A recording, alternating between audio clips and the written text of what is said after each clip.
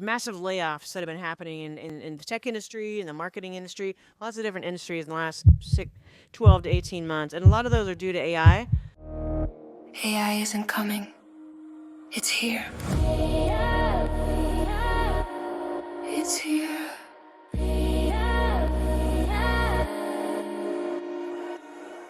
My name is Sorensen. My company is Summertime Communications. I call myself the digital marketing nerd because that's what I do for my customers is I help businesses, small and medium-sized businesses, show up online with great content through social media, email marketing, website content, that sort of thing. When people are nervous about being on camera, do you kind of help them and walk them through those steps? Yeah, I could help walk people through those steps for sure because really, well, it's ironic, we were just talking off camera that I'm about to teach a session on how to show up in front of the camera. It's important to be on video, but a lot of people are putting it off for a lot of reasons. So yeah, I'm happy to coach my clients on that for sure. Want to give me a little coaching tip? So I'm nervous being on camera. You are? Yeah. Okay. I'm good at interviewing somebody, but when the camera's on me, I tend to hesitate up. So what advice would you give me?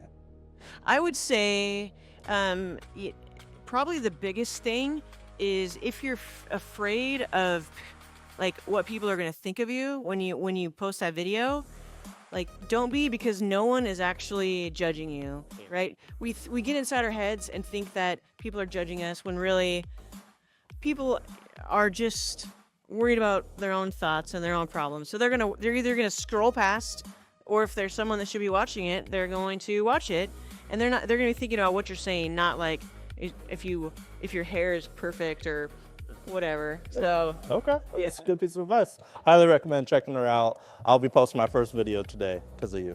so do you. All right, good deal. You're in the creative industry, you do a lot of media stuff. Do you have fears around AI and how it's disrupting that space? Yes, I'd say I would call them managed fears. You see the headlines about these massive layoffs that have been happening in the tech industry, in the marketing industry, lots of different industries in the last 12 to 18 months. And a lot of those are due to AI. And before, I think companies are starting to be more honest about the fact that they're due to AI, right? So it's displacing a lot of jobs. Do I have fears? Well, I own my own company, so obviously I'm not going to outsource myself. There's that. Will clients use AI and not need me as much? I think some people are doing more of that, but really the kind of clients that I serve are the kind of clients that they're businesses that they're just not doing it themselves. So if they're not doing it themselves manually, they're not going to do it with AI either. So That fear is still there. The fear of being on camera, it doesn't matter what AI tools they're using, you're still afraid. right? That's true. What opportunities do you see AI having? Oh man, the opportunities are deep because you can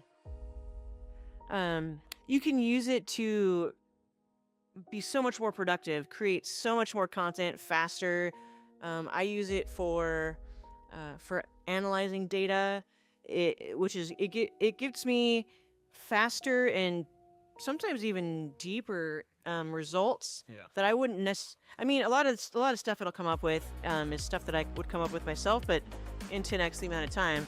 So I can get great insights into my customers' data.